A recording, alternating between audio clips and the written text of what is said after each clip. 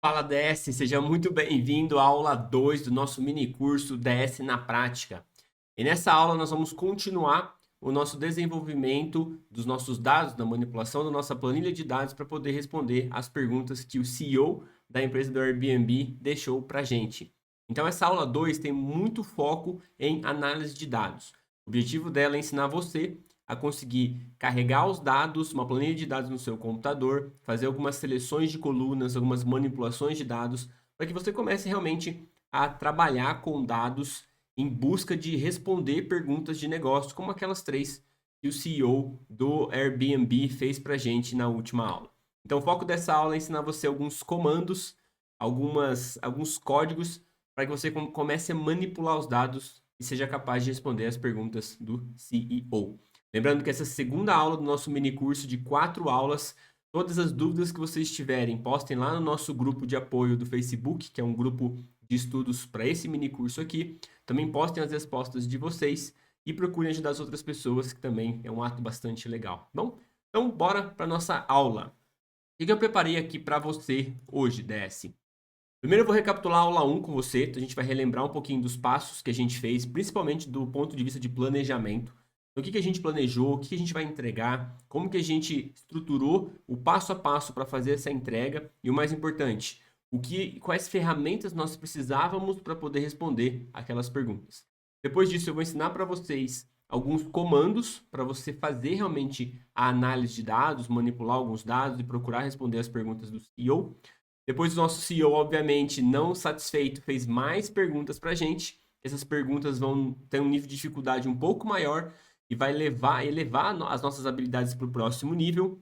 Então a gente vai ter que aprender mais coisas para ser capaz de responder o próximo nível de perguntas do CEO. E obviamente vou deixar alguns exercícios aqui para você fazer, exercitar e realmente pôr a mão na massa, pôr a mão em dados e entender como que é o dia a dia de um cientista de dados de verdade trabalhando em grandes empresas de tecnologia. Então vamos começar recapitulando a nossa aula 1. Como que foi a nossa aula 1? Na nossa aula 1 a gente falou de três coisas. Então nós recebemos o problema de negócio do CEO do Airbnb, a gente recebeu algumas perguntas dele em relação a um projeto de expansão e a gente fez um planejamento da solução.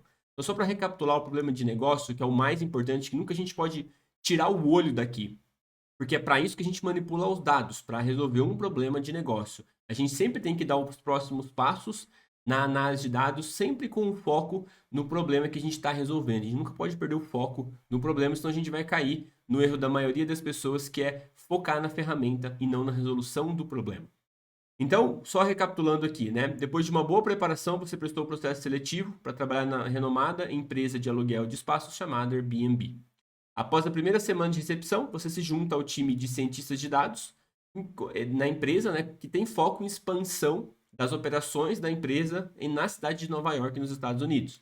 Esse projeto de expansão ele é muito importante para o Airbnb, porém ele é muito arriscado, porque qualquer decisão errada que o CEO tome pode levar a empresa a tomar um prejuízo enorme. Então, para diminuir o risco desse projeto, o seu chefe pediu que você realmente ajude o CEO da empresa a tomar boas decisões a partir da análise de dados que você fizer. Então, esse aqui é o nosso objetivo, tá? Eu só vou trocar de câmera aqui, fica mais fácil. Pronto. Então, esse é o nosso objetivo como cientista de dados trabalhando dentro do Airbnb. Lembrando que todo esse cenário ele é fictício, né? Eu criei da minha cabeça, mas ele obviamente é inspirado em cases reais, em cases que eu já trabalhei, tá? Então funciona exatamente como eu estou mostrando aqui para você o problema de negócio. Depois disso, o CEO ele começou então a fazer algumas perguntas para a gente. Ele perguntou: cientista de dados, qual é o valor médio do aluguel na cidade de Nova York? Qual é o nome das regiões que existem na cidade de Nova York? Né? E qual o valor do aluguel diário mais caro da cidade de Nova York? Então, essas foram as três primeiras perguntas que o CEO direcionou para a gente. E você, como um cientista de dados, você não pode sair fazendo de qualquer jeito. Você precisa planejar as suas ações. Quanto menos você planeja, mais obstáculos você encontra no caminho, mais tempo você perde. Quanto mais você planeja, menos obstáculo você tem ao longo do seu caminho, mais rápido você faz. Obviamente, você não pode planejar muito a ponto de não executar, mas você tem que planejar o suficiente para diminuir os riscos do seu projeto, ou seja, diminuir o risco de encontrar um problema no meio do caminho, tá? Então vamos relembrar o planejamento da solução. Todo planejamento de solução de um cientista de dados, ele parte de 3 grandes pilares. O primeiro é planejar o produto final. Então, você tem que visualizar o que você vai entregar. Seja um e-mail, seja um gráfico, seja um dashboard, seja algoritmos de machine learning treinado. O que você vai entregar que é palpável, que é concreto. Você tem que imaginar esse produto final. E depois que você imagina o que você vai entregar, você vai voltando para descobrir quais são os passos que você precisa para criar esse objeto final e quais são as ferramentas que eu preciso para executar esses passos.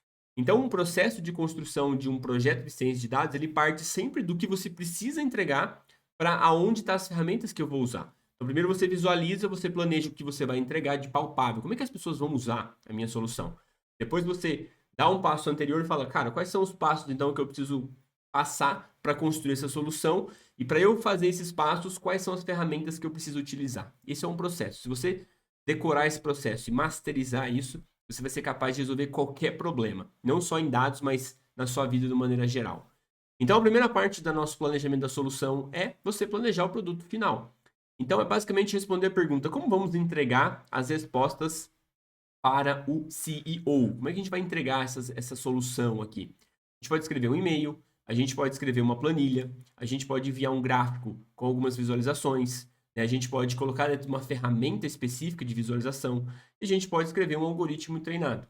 Baseado nessas opções aqui, o que fica mais simples, mais rápido e que atende suficientemente o CEO com as suas perguntas é a gente escrever basicamente um e-mail. Então, o e-mail seria no seguinte sentido: olá, CEO, espero que este e-mail encontre bem.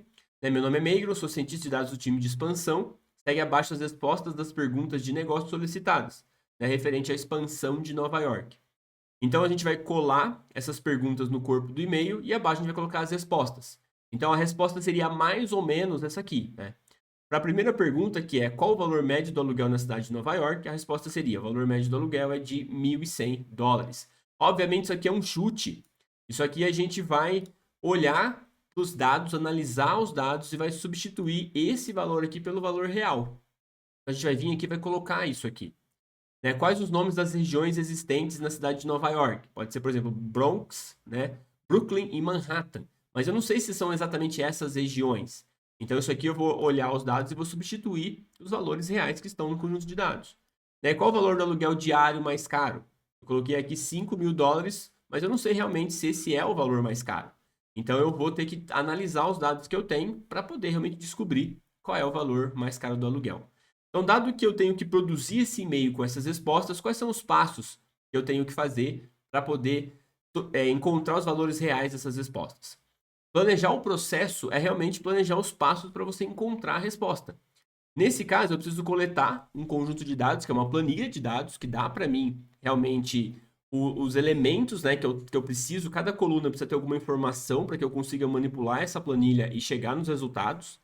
Né? E para poder manipular esses dados, eu vou usar aqui uma ferramenta chamada Python, que é uma linguagem de programação, onde eu vou fazer algumas operações, né? Vou dar alguns comandos, que é basicamente contar os nomes distintos para a gente encontrar os tipos de áreas, né? Contar quantos imóveis existem, né? Encontrar o valor máximo da coluna que contém os valores do aluguel diário e assim por diante. Então, eu tenho uma ideia do que eu tenho que fazer, quais operações eu tenho que aplicar para poder encontrar a resposta do CEO, tá?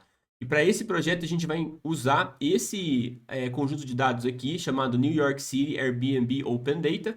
Quando você clica aqui, você vai cair nesse repositório aqui do Kaggle. Para quem não conhece o Kaggle ele é uma competição de dados aberto, onde muitas empresas do mundo todo publicam parte dos seus dados aqui dentro de uma competição. As pessoas se inscrevem para essas competições e você consegue resolver problemas de negócio de outras empresas. Os primeiros colocados geralmente ganham prêmios em dinheiro, mas também é um ótimo local para você encontrar conjunto de dados de empresas reais para você trabalhar. Então, você exercitar isso, né? Você participar das competições ou você fazer projetos de portfólio usando esse conjunto de dados aqui é muito próximo do que os cientistas de dados dentro da empresa eles resolvem. Então, quando a gente trabalha na empresa, a gente resolve problemas muito parecidos com esses que estão abertos aqui. Obviamente, nessas competições públicas, eles mascaram um pouco os dados, mas a ideia é a mesma. É um problema de negócio, tem um conjunto de dados, e aí, dado o problema, dado o conjunto de dados, você precisa, então, criar a solução. escrever os passos que você precisa para alcançar a solução e quais são as ferramentas que você precisa ter, aprender e desenvolver para executar todos esses passos. Então, o Kaggle é uma ótima plataforma para você criar o seu portfólio de projetos e se preparar para a carreira de cientista de dados. Para fazer o cadastro super simples, é só vir aqui no canto superior direito, tem um sign-in aqui. Você faz um sign-in do Google, porque o Kaggle foi comprado pelo Google. Então você faz um sign-in e você consegue baixar aqui os dados, né? Você consegue colocar os dados dentro do seu computador, tá? Então eu vou fazer o sign-in aqui, ó, vou clicar aqui em sign-in. Vou fazer um sign-in com a minha conta do Google, tá? Se você não tiver ainda, você vai aqui em registro e você faz o sign-in com a sua conta do Google pela primeira vez. E aí você vai aparecer o seu rosto aqui, tá vendo? Ó? Vai aparecer a sua carinha aqui no canto superior direito. Vocês estão vendo aqui, tá em cima da minha cabeça aqui, ó. Tem a carinha aqui, ó. Vai parecer que você tá logado. Então você pode ter o acesso aqui. E aqui tem toda a descrição dos dados, né? Aqui que o dado funciona, como que funciona, quais são as colunas, né? Aqui do lado você pode fazer o download dos dados, ó. Você pode clicar aqui e fazer o download. Acho que eu tô na frente, né? Aqui, ó. Você pode vir nesse botão aqui, ó, fazer o download. Você faz o download, baixa o conjunto de dados para o seu computador. E aí você tem uma planilha de dados que você pode trabalhar, tá? Então, esses são com esses dados aqui que a gente vai responder as perguntas do CEO. Beleza? Então, esse é o conjunto de dados. A parte da manipulação de dados são os comandos que eu ensinei para você na última aula. Então, se você não assistiu a última aula, vai lá, assiste a última aula para entender o que é um comando, como é que funciona esses comandos.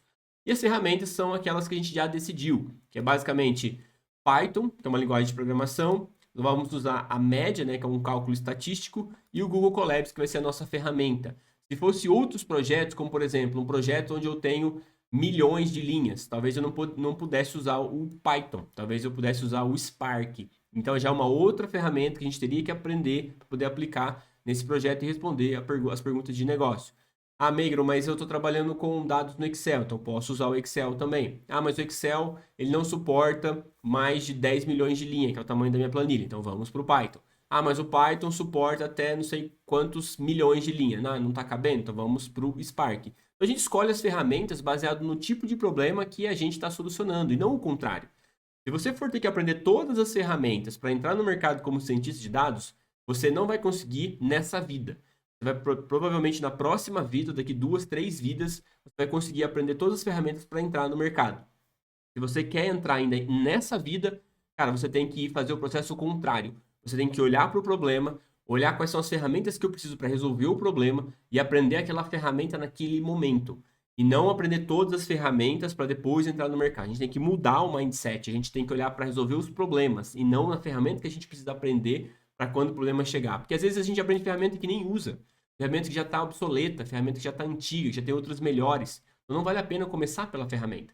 Vale muito a pena começar pelo problema. E o problema vai guiar o aprendizado da ferramenta. É a mesma coisa com teoria e prática. Você faz na prática e o entendimento, né? E para entender o porquê você está fazendo na prática, você precisa da teoria. Se você estudar a teoria, você vai fazer que nem eu, que passou 7 anos estudando engenharia elétrica para chegar no final do curso e descobrir que não tem nem lugar para eu trabalhar. Então é a mesma ideia. A gente tem que aprender o que é necessário para resolver o problema agora. Depois a gente se preocupa com as outras ferramentas, tá? Mas é essa a grande ideia. Então, o cálculo da estatística, Google Colabs, certo? Então, esse aqui são o nosso planejamento.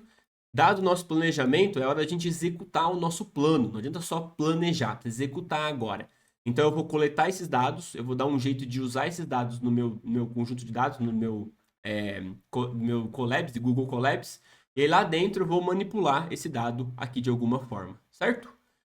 Então vamos para a análise de dados. Uma vez entendido isso, está na hora da gente, então, usar a nossa análise de dados. A primeira coisa que a gente tem que fazer é coletar o conjunto de dados, que é o que eu já mostrei aqui para você, tá? Nesse mini curso, a gente vai coletar os dados fazendo um simples download. No dia a dia, você vai coletar os dados usando uma outra ferramenta chamada SQL, por exemplo, que é muito simples de aprender, ou requisições via API, depende muito de onde os seus dados eles estão. Mas nesse momento aqui, a gente vai fazer simplesmente o download. E é como se alguém mandasse para você uma planilha via Google Drive ou via e-mail, fala assim, Tó, aqui tá os dados, analise isso aqui para mim. Então é isso que a gente está simulando aqui. Então você vai vir aqui, né? Vai vir aqui no botão aqui em cima, download, tá vendo? Deixa eu ver se eu estou na frente de vocês. Estou na frente, ó. Vou baixar um pouco aqui, ó.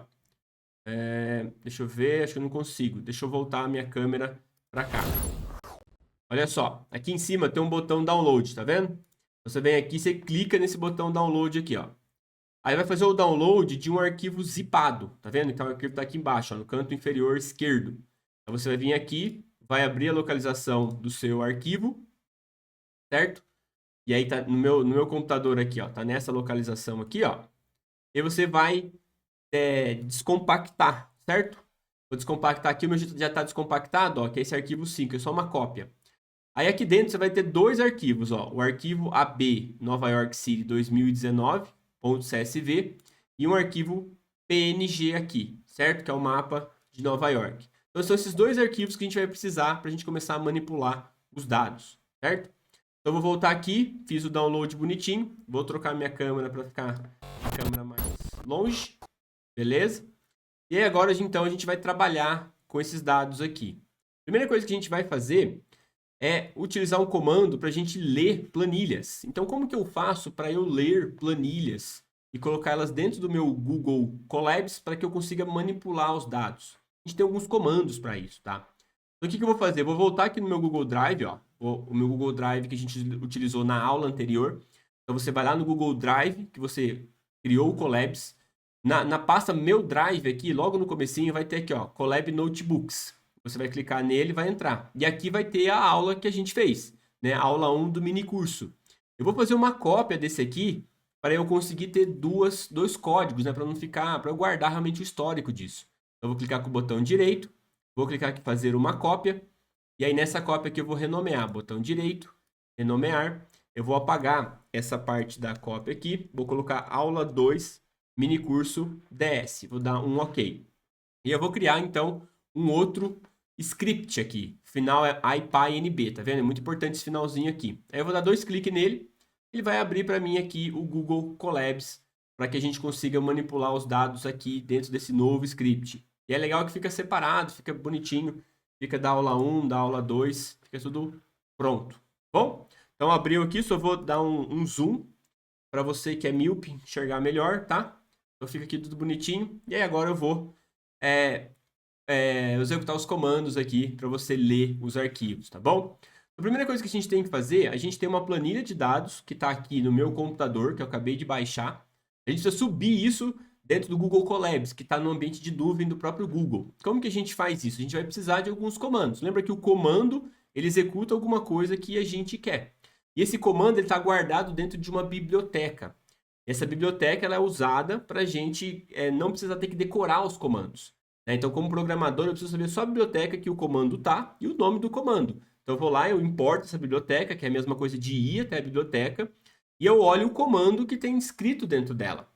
Então, eu preciso saber a biblioteca e eu preciso saber o comando. Como é que eu sei, Megra? Eu tenho que decorar tudo? Não, a gente tem o Google. Então, você vai no Google lá e escreve como carregar, como ler um arquivo CSV em Python. Aí vai ter lá pessoas que já fizeram isso e vão te mostrar quais são os comandos. Ou você pode ir na biblioteca e ler a documentação. Mas a gente procura no Google, a gente não precisa decorar tudo. Programação é lógica. É como você vai usar os comandos para resolver um problema. Não é decorar comando. Vou decorar comando, mais uma vez, nessa vida você não estará preparado para a ciência de dados, porque é muito comando, tá bom? Então, quais são os comandos que a gente precisa aqui? Quais são as bibliotecas que a gente precisa? A gente vai precisar de 3 bibliotecas aqui. A primeira é uma biblioteca chamada... Eu vou deletar essas outras linhas aqui para ficar melhor, tá bom? Então, a primeira biblioteca que a gente precisa aqui é uma biblioteca chamada Pandas. Então, eu vou fazer import Pandas, tá? A segunda biblioteca que a gente precisa aqui é uma biblioteca chamada I/O. Eu vou importar ela aqui. Dentro dessas duas bibliotecas tem comandos para a gente ler arquivos. E eu preciso de uma outra biblioteca chamada google.colab, tá? Import files. Aqui eu vou importar de maneira diferente, tá? Aqui eu vou importar assim, ó, from google.colab import file. O que é esse from? Esse from é como se fosse assim, ó, eu preciso de uma biblioteca que tem algum comando, mas eu tenho que ir até a biblioteca. Então eu vou até a biblioteca from google.colab, seria o nome da biblioteca. Lá dentro tem um livro chamado files. E desculpa, o contrário. O Google, from Google aqui é o nome da biblioteca. Então tem várias bibliotecas para ir. Eu vou naquela do Google. Então chama from Google. O ponto é o livro dentro da biblioteca. Então, tem um livro chamado Colabs. Dentro desse livro tem várias funções chamadas para manipular os dados. Uma delas que eu preciso é o file. Então sempre aqui, from from alguma coisa é a biblioteca, o ponto é o livro e depois do import eu tenho o comando. Então eu vou importar o comando aqui dentro.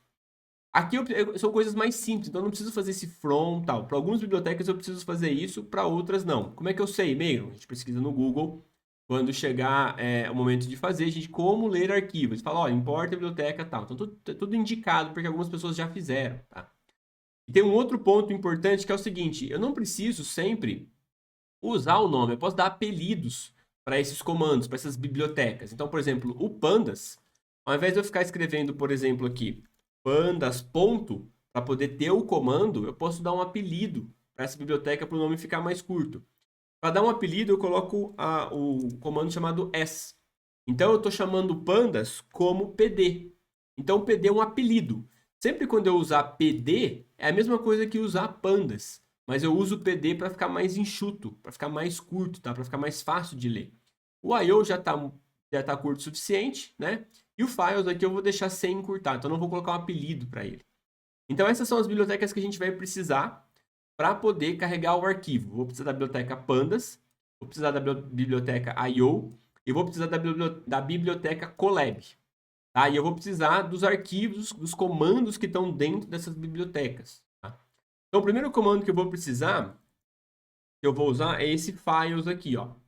Então, dentro desse files, eu vou dar um ponto para poder ter acesso ao comando.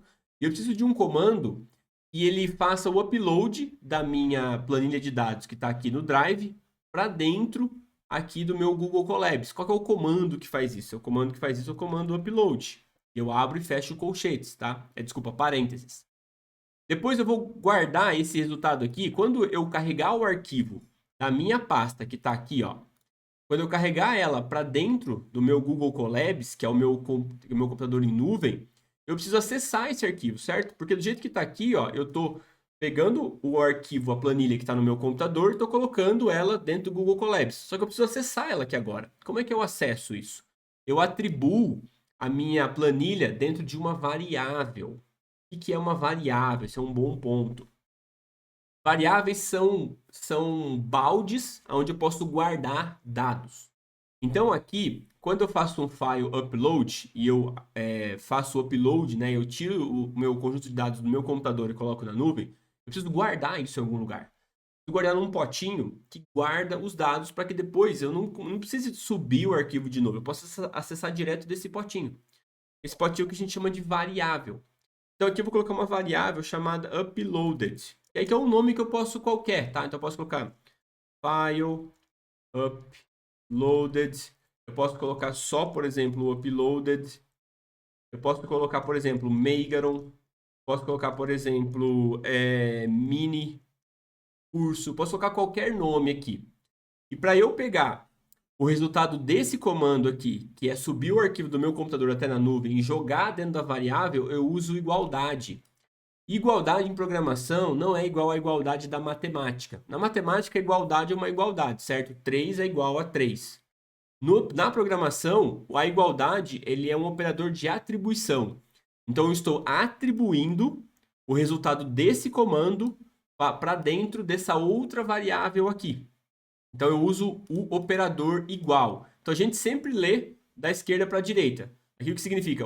A palavra minicurso, a variável minicurso, está recebendo o resultado desse comando file.upload. Então, é isso que está acontecendo aqui. Se eu fizer assim do jeito que está, eu não estou guardando a minha planilha em lugar nenhum. Eu estou só subindo ela do meu computador para a nuvem e não guardo em lugar nenhum.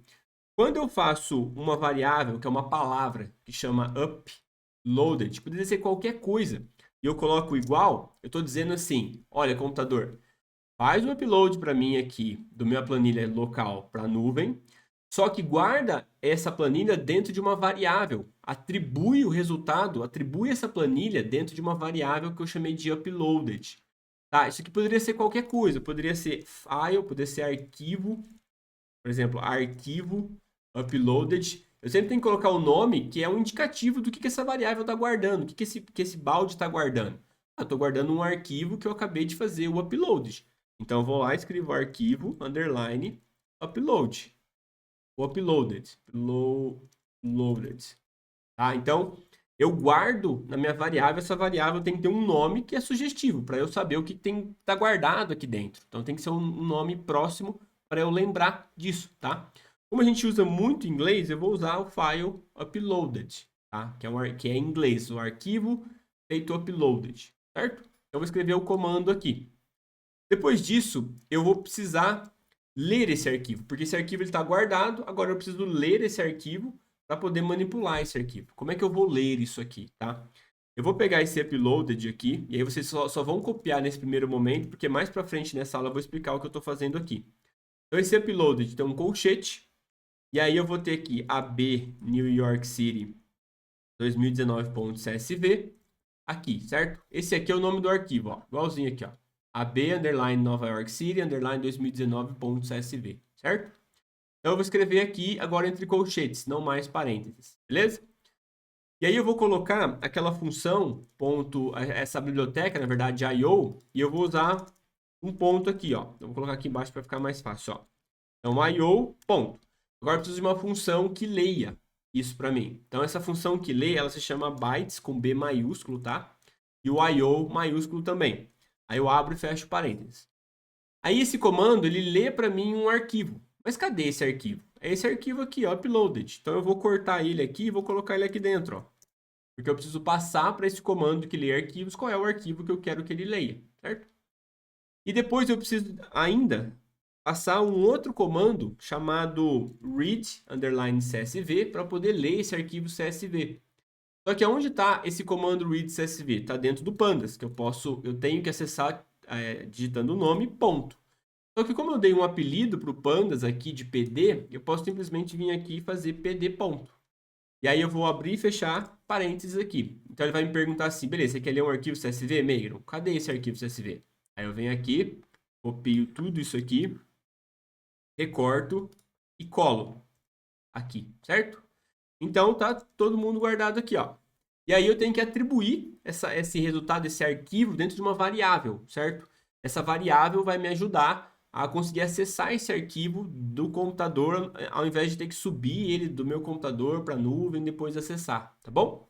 Então eu vou atribuir aqui uma variável chamada df. Então eu vou falar assim, olha, o resultado desse comando aqui atribui para mim dentro de uma variável chamada df, tá? Então é exatamente isso aqui que eu vou fazer.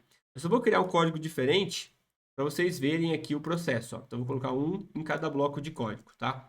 Aí eu venho aqui, ó, e rodo isso aqui. Vou apertar o botão play aqui do meu lado, aqui, ó, para que o comando seja executado. O que isso significa? Que o comando seja enviado por interpretador do Python, que faz a tradução entre esse inglês para linguagem de máquina, que é 101010.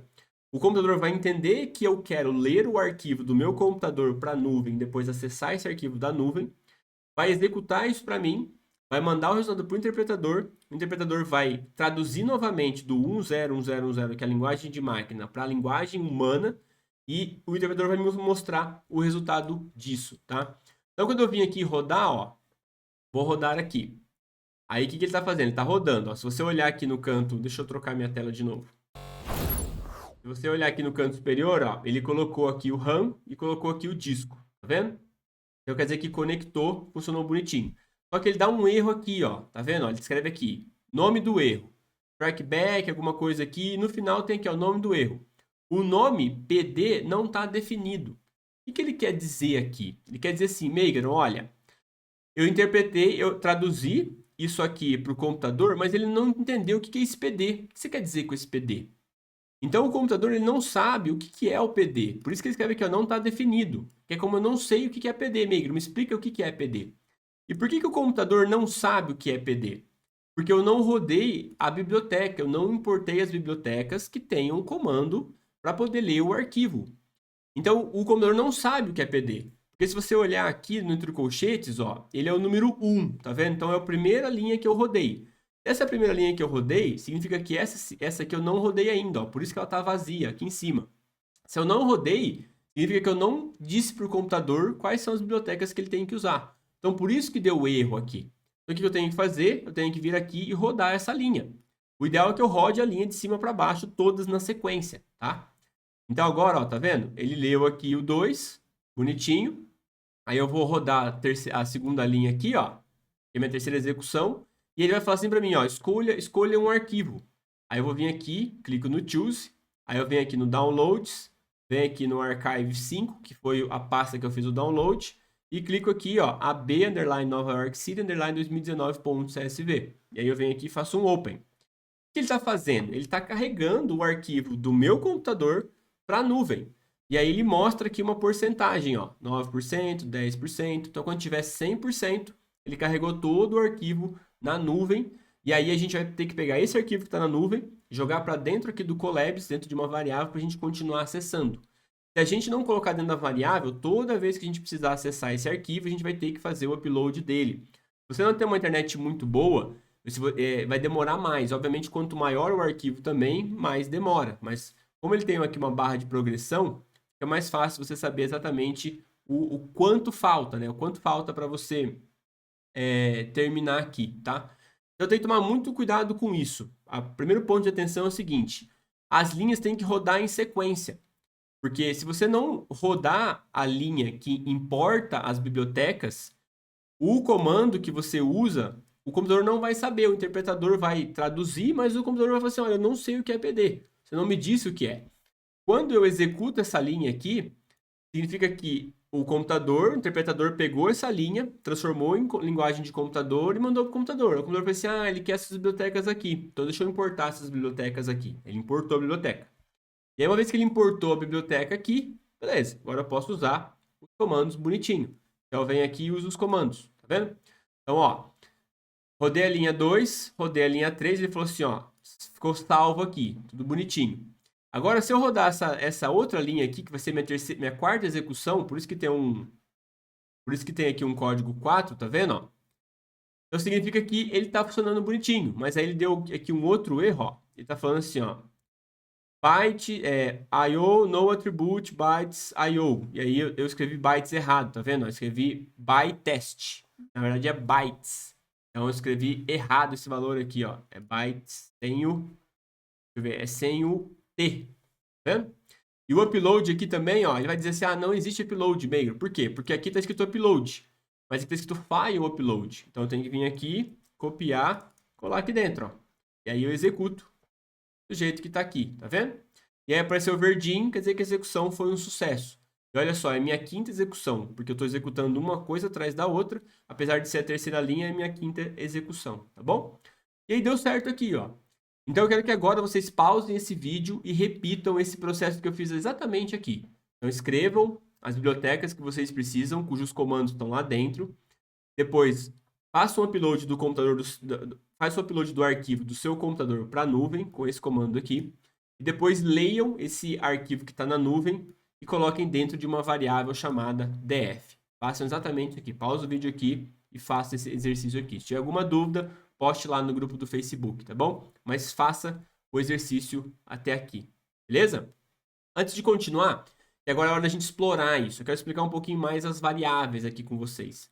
Lembrando que essa igualdade aqui não é igual. Então, df não é igual a pd.read, nada disso. Na verdade, o resultado disso aqui, que é o arquivo, ele é atribuído para dentro de uma variável chamada df. Então, essa é a atribuição, tá? Então, aqui você lê o arquivo e você atribui para dentro da variável df, certo? Deixa eu explicar um pouquinho desse conceito de variáveis, para que vocês entendam melhor, porque ele é muito importante, a gente vai usar a partir de agora, tá? Então, variáveis são baldes, eu gosto de chamar de baldes, tá? Então, é um baldinho mesmo, né, que armazena dados, certo? É isso que ele faz, ele armazena alguns dados. Por que ele armazena dados? Ele armazena dados para que eu possa usar,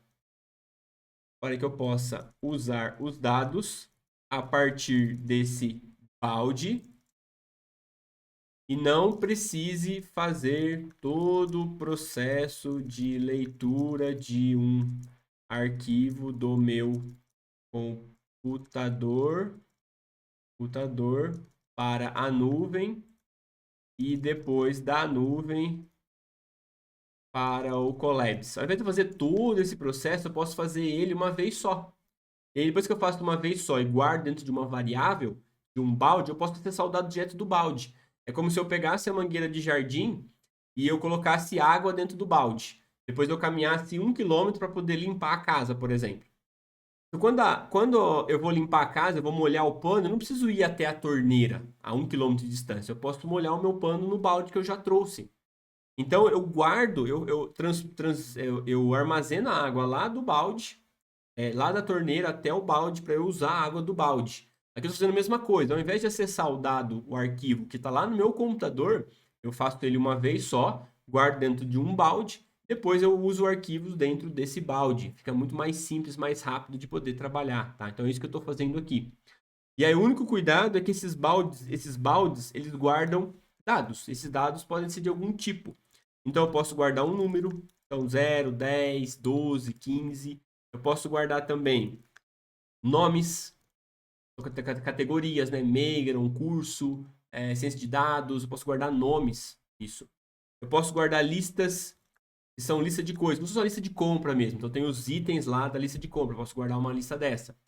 Eu posso guardar também dicionários. O que é um dicionário? Dicionário é uma palavra na esquerda e tem um significado na direita. Quando você vai procurar por significado de uma palavra, é só você procurar a sequência de ordem alfabética, você encontra o dicionário. O dicionário aqui é a mesma coisa, só que ele guarda dados e não significados de palavras, tá? E por último são data frames. O que são data frame? Frame é como se fosse um frame de quadro, né? O que é um quadro? Quadro, ele é um negócio quadradinho assim, né? Com a madeirinha. Isso é um frame. Um frame, ele é um objeto, né? Ele é um suporte, um frame para guardar alguma coisa quadrada. Então, um data frame, ele é um frame de dados. Então, eu posso guardar dentro dele dados. E esse data frame específico, ele guarda dados de formato de planilhas. Então, todo mundo que está guardado aqui dentro tem formato de planilhas, ou seja, linhas tem colunas, tá? Então, uma vez que eu guardo esses dados dentro desse balde, eu não preciso toda hora ir lá na fonte e acessar o dado. Eu posso acessar a fonte uma vez só, guardar no balde, trazer esse balde perto de mim e usar, manipular esses dados dentro do meu balde. Então, sempre lembre nessa analogia de buscar água de uma torneira e colocar num balde para você limpar casas. Vai ficar muito mais claro na hora que você for usar as variáveis. E sempre lembre que para você pegar a água da torneira e colocar dentro do balde, você usa um operador chamado igualdade, que é diferente da matemática. Na matemática, 3 é igual a 3, significa que os dois números são iguais. Na programação, significa que DF, né, que está aqui, vou voltar aqui, ó, DF está recebendo o conteúdo desse comando aqui, que para esse caso é a leitura de um arquivo que está no computador, certo? Então esse é o conceito que eu queria passar para vocês de variável, que é muito importante dentro da programação, tá bom? E aproveitar que a gente abriu aqui então a nossa planilha de aula, eu quero passar com vocês agora um pouco de comandos para a gente inspecionar os dados. Então, uma vez que eu tenho aqui o meu dataset, né, que eu acredito que ele está guardado, a minha planilha está guardada dentro dessa variável, agora eu tenho alguns comandos que eu consigo inspecionar, eu consigo ver o que tem dentro desses dados, né? Esses comandos são muito legais porque eu consigo realmente inspecionar. Então, como é que eu inspeciono isso? Eu tenho um comando chamado type. Todo comando ele tem um nome e tem o colchetes. E dentro desse colchetes eu passo aquilo que eu quero inspecionar. Então, dentro do type eu quero inspecionar df. O que esse type faz? Esse type ele retorna para mim o tipo do balde. Então, def, que tipo de balde é esse def? Ele guarda número? Ele guarda nomes? Ele guarda data frames? Quando eu rodo esse script, né, que é apertar o play aqui, ele mostra para mim, olha, Meigro, esse balde que você chamou de DF, ele guarda um data frame do Pandas, que é o nome da biblioteca. Fala, ah, legal. Então eu consigo inspecionar o tipo, né? Eu consigo também, por exemplo, mostrar quantas linhas e colunas eu tenho. Então eu posso vir aqui e fazer df, e aí eu faço ponto shape. E aí, quando eu dou um play nessa linha aqui, ele vai mostrar para mim qual o número de linhas e o número de colunas que eu tenho. Ó. Eu tenho 48.895 linhas em 16 colunas. Eu posso inspecionar o tamanho do meu data frame, tá? Eu posso vir aqui, ó, criar uma nova linha, e eu posso também, por exemplo, mostrar as 6 primeiras linhas do meu data frame. Eu posso vir aqui no df, e eu posso usar um comando chamado head, de cabeça mesmo. E aí eu abro e fecho parênteses. Alguns não precisam de abrir e fecho parênteses, tá? Depende muito do comando. Vou explicar mais pra frente o porquê disso. Mas por enquanto, só vou repetir nos comandos que eu vou executando aqui. O ponto head, você vem e dá um run aqui, né? Você dá um play e ele mostra aqui, ó. ele mostra as 6 primeiras linhas, ó, do 0 ao 5, né? Com o cabeçalho 6. Então, olha só, se a gente vier aqui e abrir isso aqui com o Excel, com uma ferramenta de planilha, você vai ver que é exatamente esses valores aqui, ó. ID, nome, host, neighborhood, são exatamente esses nomes de colunas aqui. Então, com o ponto head, a gente consegue inspecionar, a gente consegue olhar as 6 primeiras linhas do nosso conjunto de dados, tá? Outro comando para a gente inspecionar, eu vou criar uma nova linha de code aqui, é a gente saber o tipo de cada coluna. Então, cada coluna tem um tipo, certo? O ID pode ser numérico, o nome aqui pode ser string, né, que é um nome. O host ID pode ser um número. Hostname pode ser também um nome. Então, eu consigo ver quais são os tipos de cada uma das minhas colunas.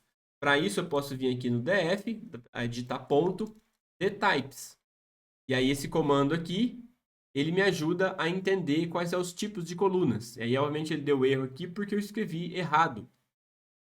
Né? df dtypes. Deixa eu ver. É esse aqui sem o ponto. Sem o parênteses, tá vendo? Então, olha só. O meu ID é uma coluna que é um int, que é um número. Né? O meu name é uma coluna que é um objeto, que é uma string. O host ID é um número também. O host name é um objeto.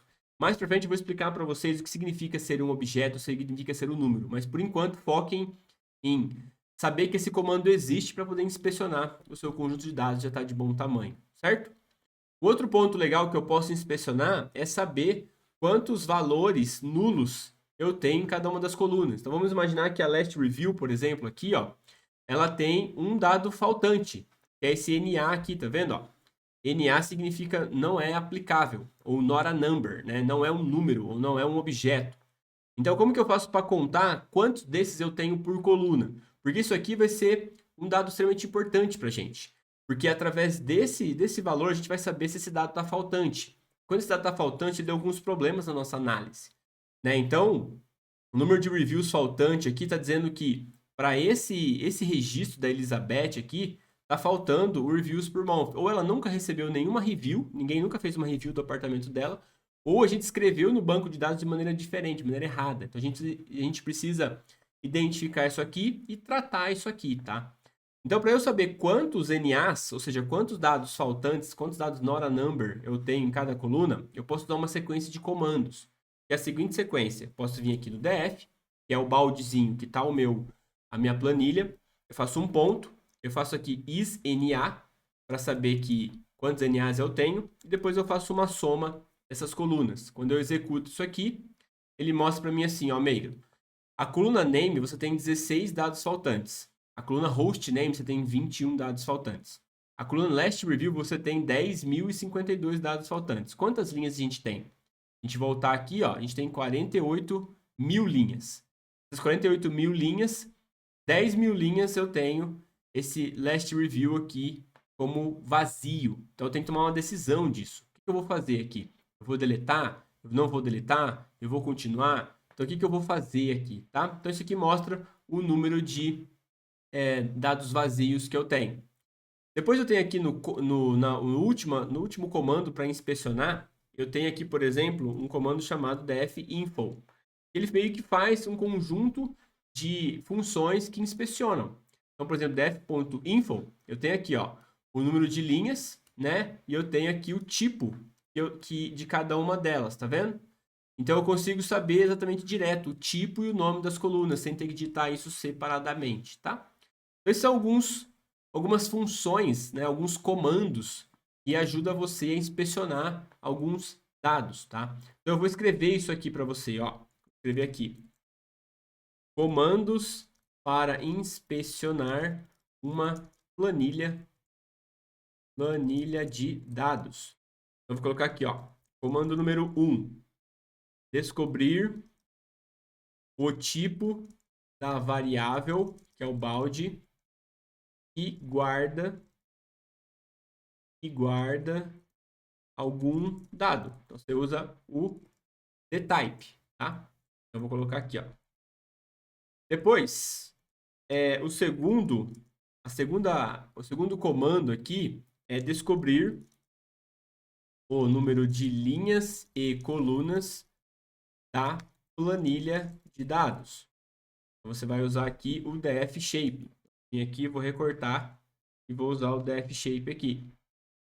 Depois a gente tem um terceiro comando de inspeção, que é mostrar as 6 primeiras linhas da planilha de dados. Então, para fazer isso, eu vou vir aqui no df-head, vou colocar aqui, certo? Depois eu tenho dtypes, que é descobrir o tipo de cada dado. Então, eu vou colocar aqui comando 4, descobrir o tipo de dados de cada coluna. Vim aqui, vou colar aqui, certo? Depois a gente tem aqui um df5, que é contar o número de dados faltantes de cada coluna. Então, aqui eu vou colocar, ó. Quinto comando é descobrir o número de dados faltantes de cada coluna. Vou colocar ele aqui, tá vendo? Depois, por último, é informações condensadas do meu conjunto de dados. Vou colocar aqui, ó, 6. Descobrir informações gerais sobre a planilha de dados. A planilha de dados. Vou colar aqui, ó, tá vendo? Aí eu vou apagar todas essas linhas aqui para ficar mais organizado, ó. Pronto. E aí eu tenho num bloco de código só. E aqui tem um ponto importante. Você pode, né, usar esse bloco de código aqui. Todos os comandos num bloco só. Quando você rodar esse comando, ele vai executar todas as linhas aqui, menos aquela que tem um jogo da velha na frente, que é um comentário. Mas ele só vai exibir a última linha. Então, o resultado desse bloco de código sempre é o último comando aqui. Se você quiser mostrar o resultado desses comandos aqui que estão no topo, você tem que usar o comando de mostrar o resultado, que é o famoso print. Então, você vai escrever aqui, ó. Vou escrever junto aqui, ó. Você vai escrever assim, ó. Print, vai abrir e fechar parênteses. O que que eu quero mostrar no print? Eu quero mostrar o resultado dessa comando type aqui, ó. Eu coloco um print. Quando eu rodo de novo, vou mostrar duas coisas, ó. Mostrei o print, tá vendo? E mostrei aqui todo o meu df info. Eu posso fazer para outras coisas. Então, por exemplo, eu posso fazer um print df shape. Posso fazer também um print df head. Posso fazer um print dtypes. Posso fazer um print aqui. Todo mundo tem um print, menos o último, que ele vai mostrar de qualquer forma. E eu rodo aqui, ó.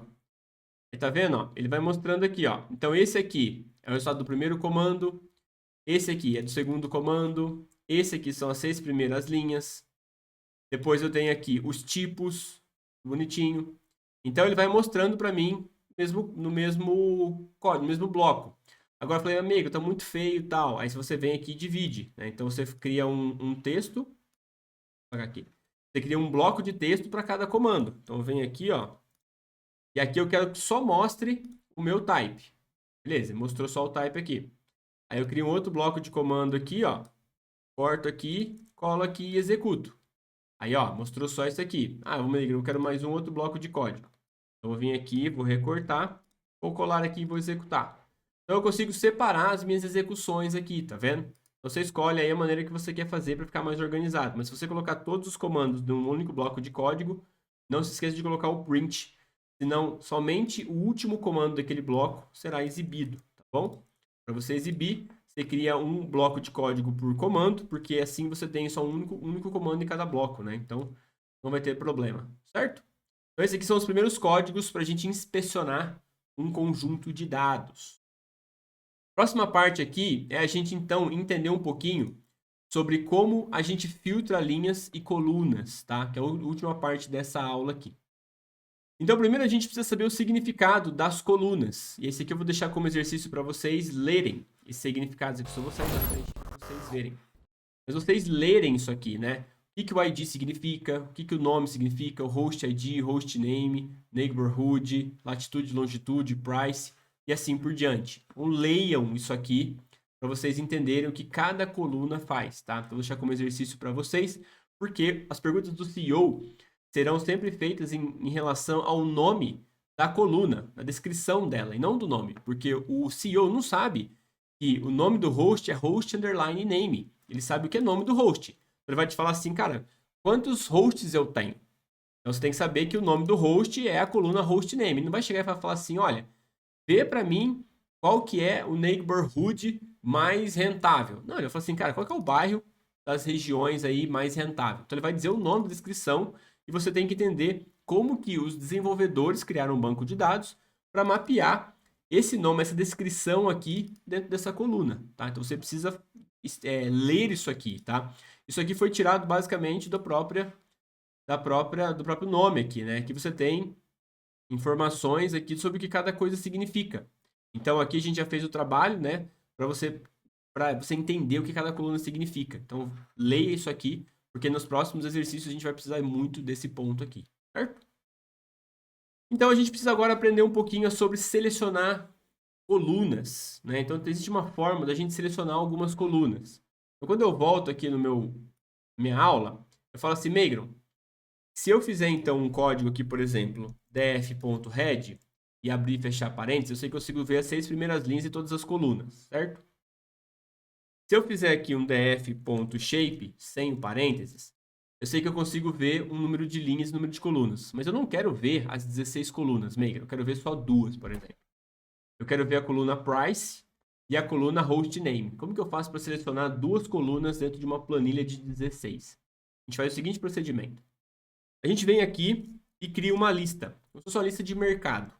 Nessa lista de mercado, a gente cria utilizando colchetes. E cada item dessa lista ele é separado por vírgula e está dentro de uma aspa simples. Então eu vou colocar o nome das colunas que eu quero. Olha, eu quero aqui o host, vírgula, para poder dizer que eu quero uma outra coluna, e a price, certo? Aqui. Eu vou guardar essa lista de mercado aqui dentro de uma variável que eu vou chamar de calls. Então, eu vou colocar calls igual, porque eu estou recebendo essa lista dentro de calls. Para eu filtrar a coluna, eu vou usar o seguinte comando, tá? Eu vou pegar baldinho, que é a variável que tem a minha planilha, vou usar o ponto para poder ter acesso a um comando, e o comando se chama lock, de localização, de localizar. Depois eu abro e fecho colchetes. Dentro da primeiro, e esse lock ele tem duas coisas que eu tenho que especificar para ele. Primeiro são as linhas e as colunas, separado por vírgula. Então a vírgula vai dizer o que é linha e o que é coluna. O que vem antes da vírgula é linha, o que vem depois da linha é coluna. Então eu tenho que especificar aqui para ele quem são as linhas e são as colunas. Então eu vou reescrever aqui, ó, linhas e colunas. Perdão. Vou escrever linhas e colunas. E aí as minhas colunas estão aqui já dentro de calls, tá vendo? Então eu vou vir aqui, copio calls, copio aqui, é um baldinho, tá vendo? Eu não preciso ir até a torneira para pegar o número das colunas, eu posso ir até o calls. Eu venho aqui e coloco aqui. Quantas linhas eu quero, Meigro? Eu quero todas as linhas. É para você pegar todas as linhas, existe um comando que ele resume tudo isso. Então, ao invés de eu escrever todas as linhas, eu posso colocar 2 pontos assim, ó. E aí ele vai pegar para mim todas as linhas da variável, tá dentro da variável calls, que é o host e é o price. Então eu venho aqui e dou um play.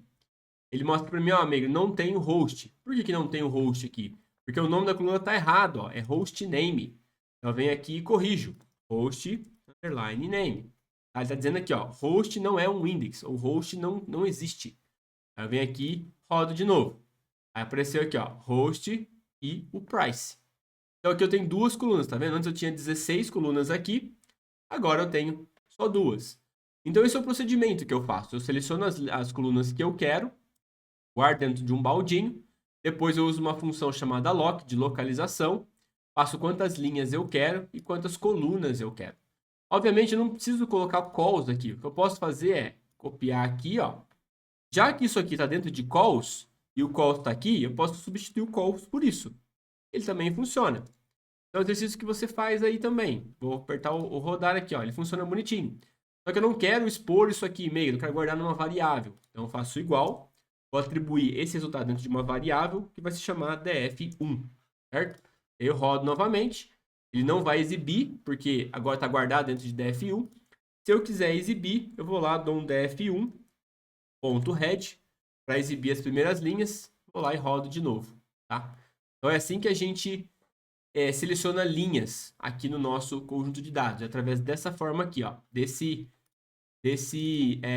comando, .lock, onde eu passo linhas e passo colunas, tá?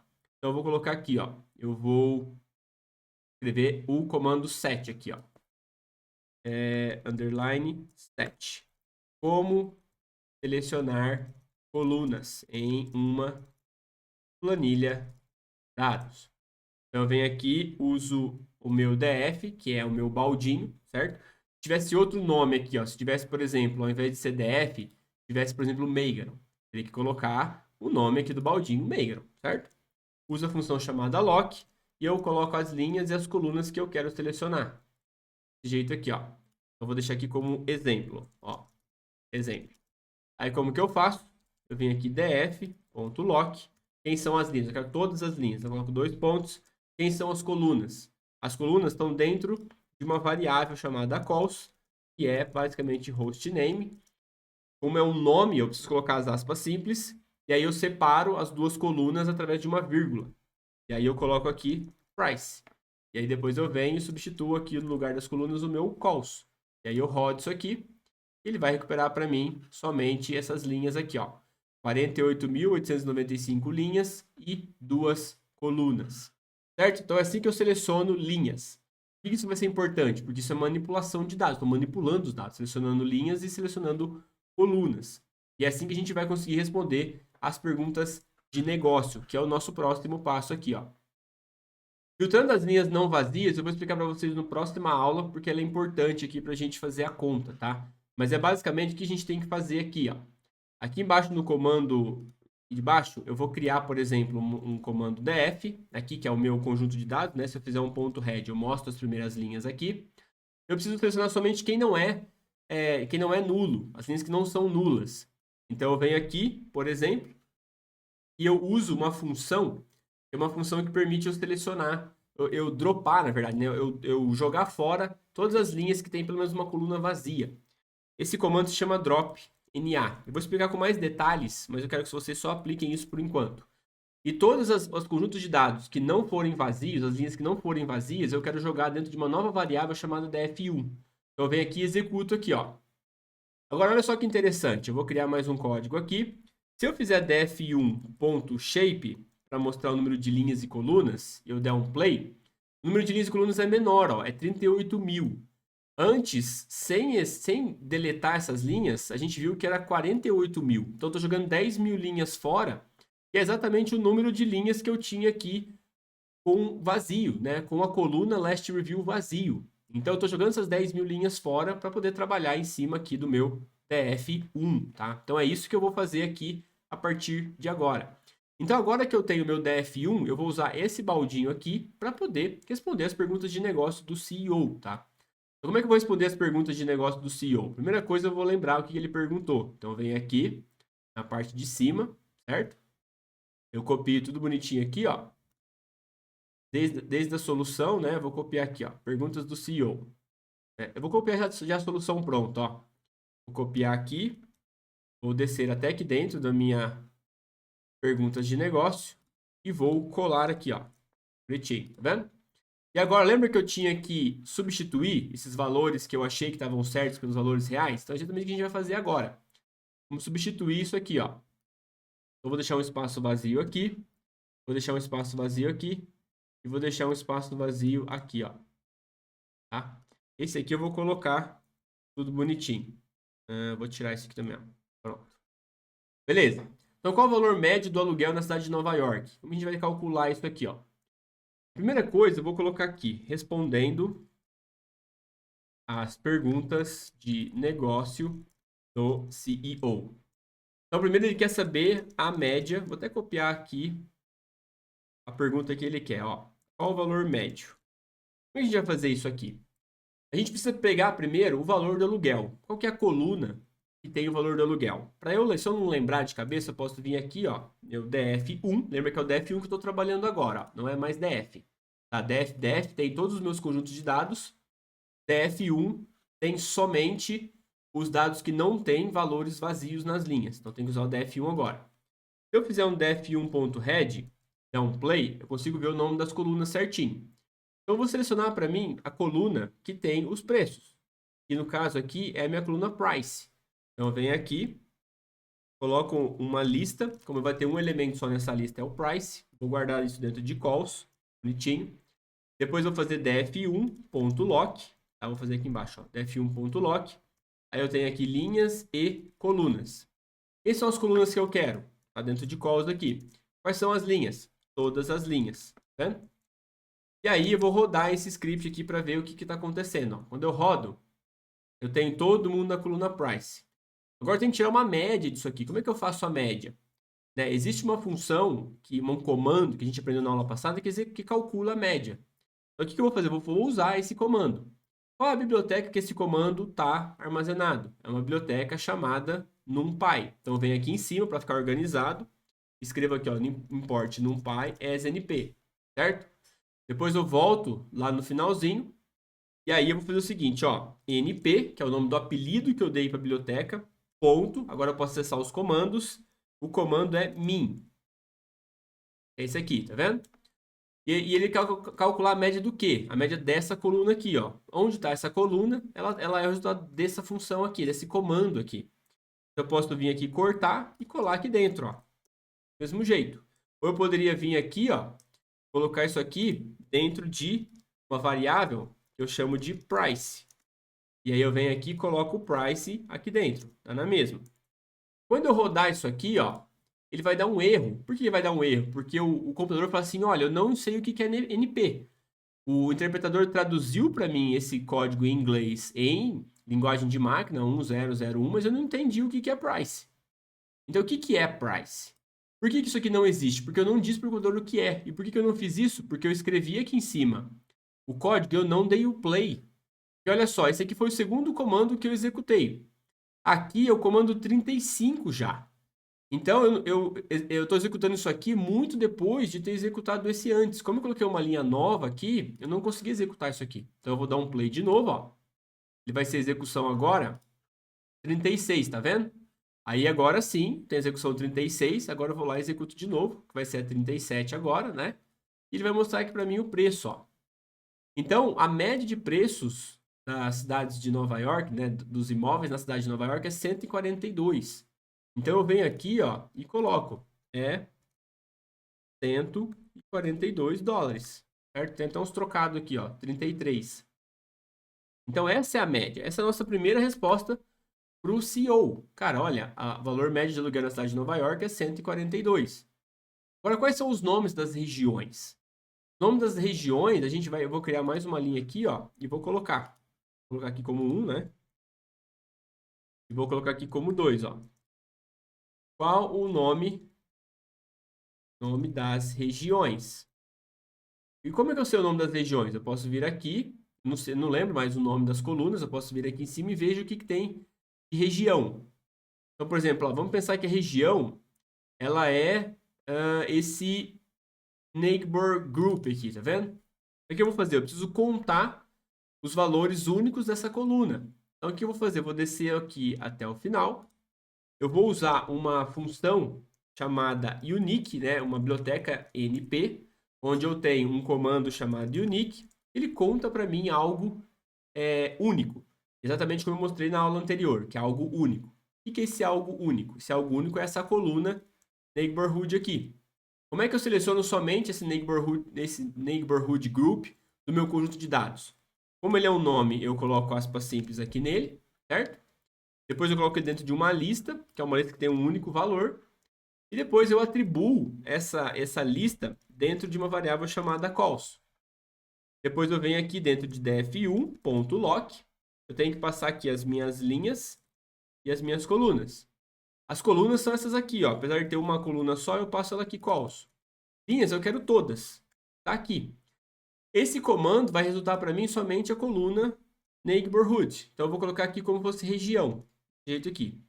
Lembre-se de não usar caractere latino, né? Nem o tio, nem ser cedilha aqui. Então eu coloco região aqui. Essa região eu coloco aqui dentro para esse comando contar os valores únicos para mim. Então eu venho aqui e dou um play. Quando eu dou um play, eu tenho essas aqui, ó. Bronx, Brooklyn, Manhattan, Queens e o Staten Island. Então esses aqui, ó, eu vou copiar e vou colar aqui como sendo os nomes, ó. Essas são as respostas da minha pergunta de negócio. né? E por último é o valor do aluguel diário mais caro. Então o que eu tenho que fazer? Tem que encontrar o valor máximo do aluguel. Eu volto ali, crio um código novo e coloco lá, ó, comentário, terceira pergunta, qual o valor mais caro do aluguel em Nova York? Aí o que eu vou fazer? Eu vou selecionar de novo a coluna preço. Como eu já fiz aqui, ó, fica mais fácil. Eu posso vir aqui, pegar a minha coluna preço, posso colocar dentro de uma lista que tem um elemento só, e vou guardar isso dentro de uma variável chamada calls. Depois eu vou selecionar, vou pegar meu df1 aqui, ponto lock. Eu quero localizar o quê? Linhas, vírgula, colunas. Quem são as colunas que eu quero? Está dentro de calls aqui, que eu guardei dentro dessa variável. E as linhas? Eu quero todas, então eu coloco aqui. Esse resultado vai me trazer o quê? Vai me trazer uma coluna chamada price. Eu coloco aqui. Como eu quero mais caro, eu vou usar a biblioteca NP, que é a NumPy, né? Que eu poderia escrever assim também, ó. NumPy. E vou usar aqui o max, que é um comando para eu calcular o valor máximo de uma coluna. Eu abro e fecho parênteses e coloco aqui o price. Depois eu peço para rodar isso aqui. Ele vai falar assim, ó, NumPy não está definido. Por quê? Porque eu chamei NumPy de NP. Eu chamei de apelido. É a mesma coisa que você tem um amigo que chama de apelido, você nem lembra mais o nome dele. Porque o apelido dele passou a ser o nome dele. A mesma coisa aqui. Coloca NP, e aí eu rodo aqui.